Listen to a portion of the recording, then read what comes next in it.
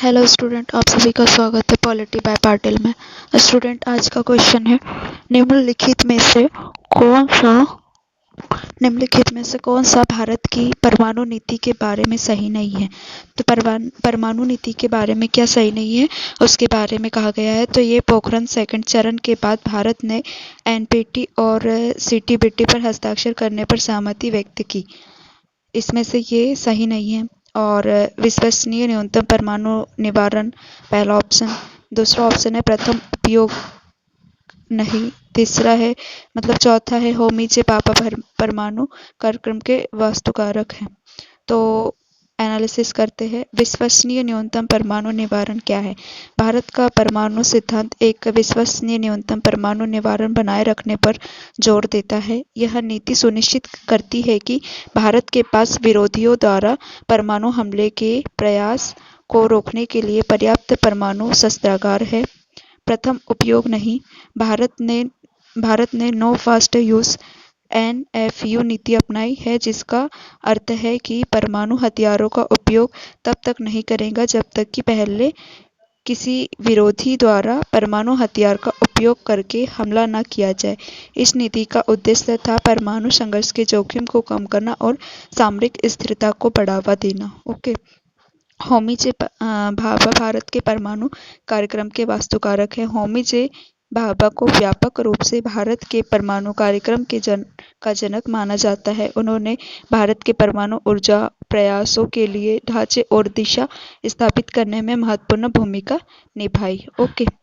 फिर है एनपीटी और सीटीबीटी पर भारत का रुख। भारत ने परमाणु अप्रसार संधि NPT और व्यापक परमाणु परीक्षण प्रतिबंधित संधि सीटीबीटी पर हस्ताक्षर नहीं किए। क्यों नहीं किए?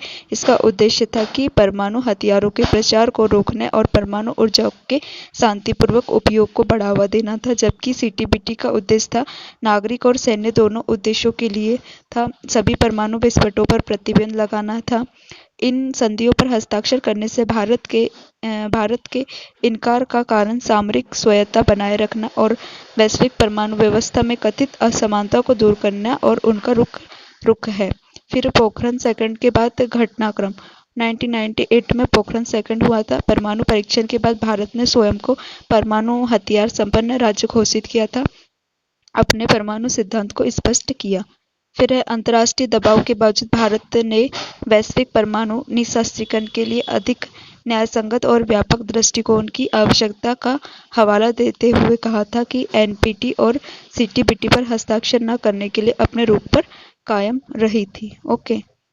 नेक्स्ट क्वेश्चन है नौकरशाही सिद्धांत की मेंटन की आवश्यकता। तो A, B और D है। लक्ष्य का विस्थापन। B है प्रशिक्षित अक्षमता। D है संबंधों का निजीकरण। लक्ष्यों का विस्थापन यह उस स्थिति को संदर्भित करता है जहां लक्ष्य प्राप्त करने के साधन स्वयं ही साध्य बन जाते हैं। नौकरशाही संगठन के ऐच्छिक लक्ष्यों को प्राप्त करने के बजाय नियमों और प्रक्रियाओं का पालन करने पर अधिक ध्यान केंद्रित कर सकता है। प्रशिक्षित अक्षमता यह तब होता है जब नौकरशाही के भीतर व्यक्ति अपने कार्यों में इतने विशेषज्ञ हो जाते हैं कि वे नई या असामान्य स्थिरता पर प्रतिक्रिया करने में भी असमर्थ हो जाते हैं। यह विशेषता अक्षमता और नवाचार की कमी के कारण होती है। संबंधों का निजीकरण। नौकरशाही व्यवस्था में व्यक्तियों के बीच अंतःक्रियाएं अक्सर व्यक्तिगत संबंधों के बजाय भूमिका और नियमों पर आधारित होती है। यह संगठनात्मक संचालन में सहानुभूति और समझ की कमी के कारण होती है। निजीकरण। फिर है गैर अनुरूपता। जबकि गैर अनुरूपता कई प्रणालियों की आलोचना हो सकती है, यहाँ मेंटन की नौकरशाही सिद्धांत की आलोचना का केंद्रीय पहलू नहीं है। वहीं पे है गैर अनुरूपता आमतौर पर नौकरशाही की संचित और नियमबद्ध प्रकृति का विरोध करेंगे। अपर्याप्त जवाबदेही और जिम्मेदारी या आलोचनात्मक नौकरशाही संरचनाओं के भीतर स्पष्ट जिम्मेदारी जवाबदेही की कमी पर केंद्रित है। महत्वपूर्ण होने के बजाय यह मंटन द्वारा उजागर की गई मुख्य आलोचनाओं में से नहीं है। तो नौकरशाही सिद्धांत की मेंटन की आलोचना क्या थी? लक्ष्यों का विस्थापन करना, प्रशिक्षित अक्षमता और संबंधों का निजीकरण। ओके। नेक्स्ट क्वेश्चन निम्नलिखित राजनीतिक दार्शनिकों को कालक्रमानुसार जमाइए। तो है हर्बर्ट मार्क्यूस, फिर है सीबी मैकफर्शन, फिर ए है कार्ल पॉलर, फिर है डी रॉबर्ट डहाल और बी है जॉन रॉल्स। हर्बर्ट मार्क्यूस 1898 में हुआ था और वे आलोचनात्मक सिद्धांत और मार्क्सवाद पर अपने कार्यों के लिए भी जाने जाते थे। उनके उल्लेखनीय कार्यों में वन डॉक्यूमेंटेशन मेन और इरोस एंड सिविलाइजेशन शामिल है। तो हर्बर्ट मार्क्यूस को देखा, हर्बर्ट मार्क्यूस का जन्म हुआ था 1898 में हुआ था और वे आलोचनात्मक सिद्धांत और मार्क्सवाद पर अपने कार्यों के लिए जाने जाते थे। ओके, उनके उल्लेखनीय कार्यों में वन डॉक्यूमेंट्स मैन लिखी थी और इरोस एंड सिविलाइजेशन भी शामिल है। फिर सीबी मैक्सपर्सन 1911 में जन्मे थे। एक कनाडाई राजनीतिक सिद्धांतकारक और उदार लोकतंत्र की अपनी आलोचना के लिए भी जाने जाते थे। उनका प्रसिद्ध कृति थी the political theory of the positive individualism है सीबी मैक्सपर्सन की। सीबी मैक्सपर्सन 1911 में जन्मे थे, कनाडा के राजनीतिक थे और उदार लोकतंत्र की अपनी आलोचना के लिए जानते थे। वो उदार लोकतंत्र की आलोचना के लिए वो जाने जाते थे। उनकी पुस्तक थी the political theory of the positive individualism CB Macpherson की। ओके, फिर है कार्ल पॉलर 1902 में जन्मे थे। यह एक ऑस्ट्रेलियाई ब्रिटिश वैज्ञानिक और विज्ञान दार्शनिक और राजनीतिक दार्शनिक थे। Way the open society and it's enemies और विज्ञान के अपने दर्शन, विशेष रूप से असत्यता की अवधारणा के लिए भी जाने जाते थे।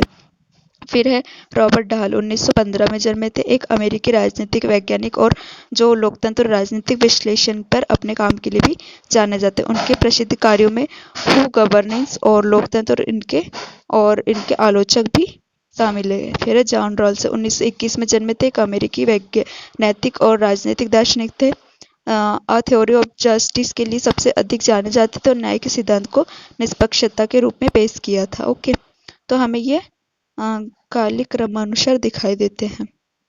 उसके बाद है कि सूचियों को मिलान करना था। शिमला समझौता हुआ था लाल बहादुर शास्त्री के समय, सॉरी शिमला समझौता हुआ था इंदिरा गांधी के समय। ताशकंद समझौता हुआ था लाल बहादुर के समय। सिंधु समझौता हुआ था जवाहरलाल नेहरू और भारत अमेरिका परमाणु मनमोहन सिंह के समय में हुआ था। शिमला समझौता इंदिरा गांधी के समय हुआ था 1972 में। यह समझौता भारत और पाकिस्तान के बीच हुआ था और इस भारत की तत्कालीन प्रधानमंत्री इंदिरा गांधी और पाकिस्तान के राष्ट्रपति जुल्फिकार भुट्टो ने हस्ताक्षर किए थे। शिमला समझौता के समय में पीएम कौन थी? इंदिरा गांधी थी और पाकिस्तान के राष्ट्रपति थे जुल्फिकार भुट्टो। इस समझौते का उद्देश्य था 1971 के भारत पाक युद्ध के बाद दोनों देशों के बीच शांति स्थापित करना और संबंधों को सामान्य बनाना था। ओके, 1971 में भारत पाक युद्ध के बाद दोनों देशों के बीच शांति स्थापना करना था और संबंधों को सामान्य बनाना था। ओके, ताशकंद समझौता लाल बहादुर शास्त्री के समय में हुआ था। ताशकंद समझौता 1965 में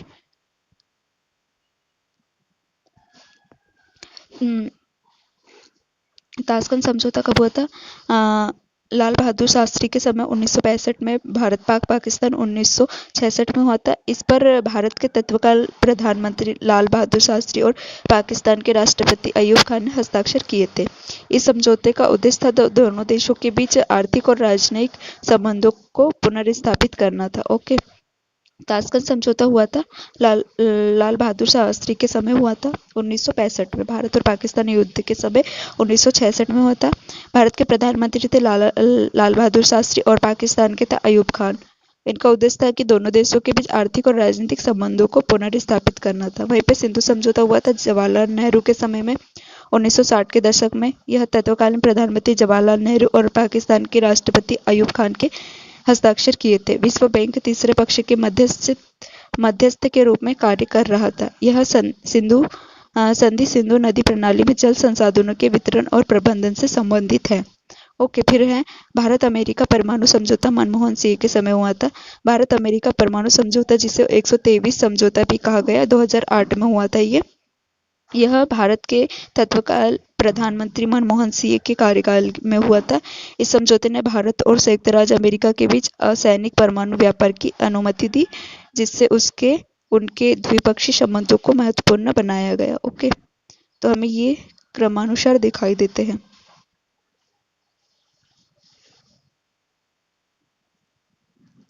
फिर है उपभोक्ता संरक्षण अधिनियम के तहत नए प्रावधानों में शामिल है। ए है भ्रामक विज्ञापनों के लिए सख्त मापदंड। बी है केंद्रीय उपभोक्ता संरक्षण प्राधिकरण की स्थापना।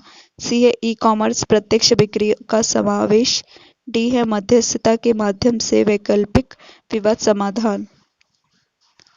उपभोक्ता संरक्षण अधिनियम के तहत नए प्रावधान किए गए थे, जिसमें कहा गया कि विज्ञापनों को रोकने के लिए सख्त मापदंड पेश किए गए। इससे उपभोक्ताओं को धोखा देने वाले झूठे या भ्रामक विज्ञापनों के लिए दंड शामिल है। फिर केंद्रीय उपभोक्ता संरक्षण प्राधिकरण की स्थापना हुई थी। उपभोक्ता अधिकारों के उल्लंघन, अनुसूचित व्यापार पद्धति और भ्रामक विज्ञापनों से संबंधित मामलों को विनियमित करने के लिए एक केंद्रीय उपभोक्ता संरक्षण प्राधिकरण (सीसीपीए) की स्थापना की गई थी। फिर ई कॉमर्स प्रत्यक्ष बिक्री का समावेश। नई प्रावधान ई कॉमर्स और प्रत्यक्ष बिक्री को अधिनियमित के दायरे में लाते हैं। यह सुनिश्चित करते हैं कि इन तेजी से बढ़ते क्षेत्रों में उपभोक्ता की सुरक्षा हो सके। मध्यस्थता के माध्यम से वैकल्पिक विवाद समाधान। अधिनियम मध्यस्थता को एक वैकल्पिक विवाद समाधान तंत्र के रूप में प्रस्तुत करता है, जो उपभोक्ता को विवादों को हल करने का एक त्वरित और कम औपचारिक साधन प्रदान करता है। ओके, नेक्स्ट क्वेश्चन है, मैनेजरियल रिवॉल्यूशन प्रबंधकीय क्रांति की अवधारणा किसने दी थी? तो जेम्स बर्नहेम और प्रबंधकीय क्रांति। जेम्स बर्नहेम एक अमेरिकी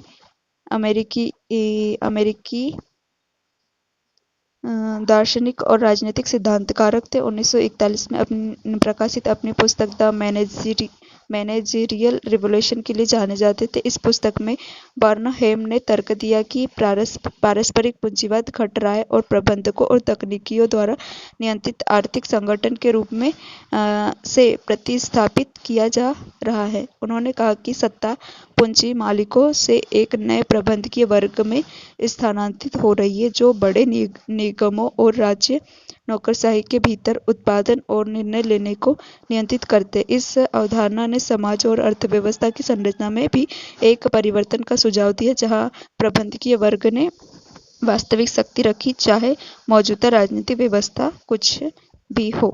सी राइट मिल्स कहते हैं कि श्री राइट मिल्स एक समाजशास्त्री थे, जो अमेरिकी समाज में शक्ति संरचना की अपनी आलोचनाओं, विशेषकर उनकी पुस्तक द पावर एलिट के लिए जाने जाते थे। जबकि उन्होंने एक छोटे कुलीन वर्ग में शक्ति की एकाग्रता पर चर्चा की थी, उन्होंने विशेष रूप से प्रबंधकीय क्रांति की अवधारणा को भी विकसित नहीं किया था। फिर रॉबर्ट मिशेल एक राजनीतिक समाजशास्त्री थे, जो अपने आयरन लॉ ऑफ ओलिगार्की के लिए प्रसिद्ध थे, जो यह मानते थे कि सभी प्रकार के संगठन, चाहे वे शुरुआत में किसी भी लोकतांत्रिक क्यों न हो, अंततः वह अनिवार्य रूप से कुलीन प्रवृत्तियों को लोक विकसित करेंगे। उनके कृत्य ने प्रबंधकीय क्रांति के विचार को भी सीधे संबोधित नहीं किया था। फिर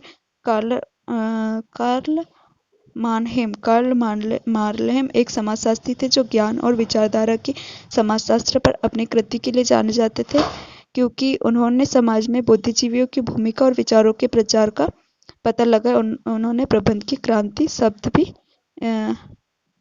शब्द गढ़ा नहीं था। ओके, तो मैनेजरियल रिवॉल्यूशन प्रबंधकीय क्रांति की अवधारणा किसने दी थी? तो जेम्स बर्नहोम द्वारा दी गई थी। फिर भारतीय राष्ट्रीय आंदोलन में कई धाराएं थी। इनमें से एक थी उग्रवादी। निम्नलिखित में से कौन सही है? बाल गंगाधर तिलक, लाला लाजपत राय और विपिन चंद्र लाल बाल पाल के नाम से भी हम जानते हैं। ये क्या थे? भारतीय राष्ट्रीय आंदोलन में विभिन्न धाराओं का उदय हुआ था, जिसमें उग्रवादी भी शामिल थे। उन्होंने ब्रिटिश शासन में स्वतंत्रता प्राप्त करने के लिए अधिक कट्टरपंथी तरीके का समर्थन किया था। उग्रवादी आंदोलन में प्रमुख व्यक्तियों में बाल गंगाधर तिलक, लाला लाजपत राय और विपिन चंद्र शामिल थे। ये नेता प्रत्यक्ष कार्रवाई में विश्वास करते थे और स्वशासन की अपनी मांगों में अधिक मुखर थे। बाल गंगाधर तिलक को अक्सर ब्रिटिश शासन के खिलाफ अपने आक्रामक रुख के कारण भारतीय शांति के जनक के रूप में भी जाना जाता है। ओके, लाला लाजपत राय पंजाब में एक प्रमुख व्यक्ति थे और ब्रिटिश नीतियों के खिलाफ विरोध और आंदोलन के सक्रिय रूप से भाग लिया था। और वहीं पे विपिन चंद्रपाल एक अन्य महत्वपूर्ण नेता थे। उन्होंने अपने लेखन और भाषणों के माध्यम से स्वराज स्वशासन का समर्थन करते हुए योगदान दिया था। फिर है मध्य मार्गी नेता गोपाल कृष्ण गोखले और दादा भाई नौरोजी भारतीय राष्ट्रीय कांग्रेस के आंदोलन के उदारवादी गुट के प्रमुख नेता थे। उदारवादी संवैधानिक तरीके से क्रमिक सुधार में विश्वास करते थे। वे ब्रिटिश सरकार के साथ बातचीत, याचिकाओं और चर्चाओं के जरिए अपने लक्ष्य हासिल करना चाहते थे। गोपाल कृष्ण गोखले महात्मा गांधी के संरक्षण थे और राजनीतिक सुधारों को प्राप्त करने के लिए अहिंसक तरीके में विश्वास भी करते थे। वहीं पे दादा भाई नौरोजी, जिन्हें अक्सर भारत के ग्रेट ओल्ड मैन कहा जाता था, अपने डेन थ्योरी के माध्यम से ब्रिटिश द्वारा भारत के आर्थिक शोषण को उजागर करने में महत्वपूर्ण भूमिका निभाई थी। ओके, नेक्स्ट क्वेश्चन है, निम्नलिखित अंतर्राष्ट्रीय संगठनों को कालानुक्रम में व्यवस्थित कीजिए। तो सी है अंतर्राष्ट्रीय मुद्रा कोष, फिर है बी उत्तर अटलांटिक संधि संगठन नाटो, फिर ई है दक्षिण एशियाई क्षेत्रीय संगठन सार्क, ए है विश्व व्यापार संगठन WTO और डी है G20। अंतर्राष्ट्रीय मुद्रा कोष IMF 1944 में ब्रेटन वुड्स सम्मेलन के दौरान हुई थी। इसमें 1945 में काम शुरू किया था। इसका उद्देश्य था कि अंतर्राष्ट्रीय मौद्रिक सहयोग, विनिमय स्थिरता और अंतर्राष्ट्रीय व्यापार के संतुलित विकास को बढ़ावा देना था। ओके, वहीं पे था उत्तरी अटलांटिक संधि संगठन नाटो की स्थापना हुई थी 4 अप्रैल 1949 को वाशिंगटन संधि पर हस्ताक्षर करने के साथ हुई थी। यह यूरोपीय और उत्तर अमेरिकी देशों का एक सैन्य संगठन था जो आक्रमण के खिलाफ पारस्परिक रक्षा के लिए स्थापित किया गया था। फिर है दक्षिण एशिया क्षेत्रीय सहयोग संघ सार्क की स्थापना 9 दिसंबर 1985 को ढाका में सार्क चार्टर पर हस्ताक्षर करने के साथ हुई थी। इसका उद्देश्य था दक्षिण एशिया में अपने सदस्य राज्यों के बीच क्षेत्रीय सहयोग और विकास को बढ़ावा देना। फिर है विश्व व्यापार संगठन WTO 1995 को सामान्य टैरिफ और व्यापार समझौता की जगह ली थी। यह वैश्विक व्यापार नियमों को देखरेख करता है और व्यापार समझौते पर बातचीत करने पर विवादों को सुलझाने में भी मदद करता है। G20 की स्थापना 1999 में हुई थी। 1990 के दशक के अंत के वित्तीय संकटों की प्रतिक्रिया में हुई थी। यह 19 देशों और यूरोपीय संघ के सरकारों और केंद्रीय बैंक के गवर्नरों के लिए एक अंतर्राष्ट्रीय मंच है जो वैश्विक आर्थिक मुद्दों पर ध्यान केंद्रित करता है। ओके, फिर है नेक्स्ट क्वेश्चन, विचारशील लोकतंत्र के चैंपियन है। A, C और D अनौपचारिक वाद विवाद, तर्क का सार्वभौमिक उपयोग और D है सत्य की निष्पक्ष खोज। विचारशील लोकतंत्र क्या है? विचारशील लोकतंत्र का एक ऐसा रूप है जिसमें निर्णय लेने में विचार विमर्श केंद्रीय भूमिका निभाते हैं। यह आम सहमति से निर्णय लेने और बहुमत के निर्णय दोनों के तत्वों को अपनाते हैं। विचारशील लोकतंत्र में निर्णय लेने से पहले किसी मुद्दे के सभी पहलू पर सावधानीपूर्वक चर्चा और विचार करना शामिल होता है। फिर है अनौपचारिक वाद विवाद। अनौपचारिक वाद विवाद विचार मंथन जनतंत्र का हिस्सा है क्योंकि यह नागरिकों के बीच खुली चर्चा और विचारों के आदान प्रदान को प्रोत्साहित करता है। ओके, यह विविध दृष्टिकोण को साझा करने और विचार करने की भी अनुमति देता है। तर्क का सार्वजनिक उपयोग सार्वजनिक मुद्दों पर तर्कसंगत विचार विमर्श में शामिल होने की नागरिकों की क्षमता और इच्छा को संदर्भित करता है। यह एक लोकतंत्र में सूचित और संतुलित निर्णय के लिए भी महत्वपूर्ण है। सत्य की निष्पक्ष खोज ये सुनिश्चित करती है सत्य की निष्पक्ष खोज ये सुनिश्चित करती है कि निर्णय पूर्वाग्रहों या व्यक्तिगत हितों के बजाय तथ्यात्मक जानकारी और वस्तुनिष्ठ विश्लेषण पर आधारित हो। यह एक लोकतांत्रिक समाज में निष्पक्ष और न्यायसंगत निर्णय लेने के लिए भी आवश्यक है। वहीं पे फिर नागरिक की प्रत्यक्ष भागीदारी। यद्यपि नागरिक की प्रत्यक्ष भागीदारी सहभागी लोकतंत्र का एक प्रमुख पहलू है, तथापि यह केवल विचार विमर्श वाले लोकतंत्र तक ही सीमित नहीं है। फिर है विचार विमर्शात्मक लोकतंत्र, प्रतिभागियों के बीच चर्चा और तर्कपूर्ण बहस की गुणवत्ता पर अधिक ध्यान केंद्रित करता है। एक तत्ववाद और साथ ही द्वंद्ववाद। एक तत्ववाद और द्वंद्ववाद दार्शनिक अवधारणाओं और है जो विचार मंथन जनतंत्र के सिद्धांतों से सीधे संबंधित नहीं है। वे लोकतांत्रिक प्रक्रियाओं के बजाय वास्तविकता और चेतना की प्रकृति पर अलग अलग विचारों का उल्लेख करते हैं। ओके।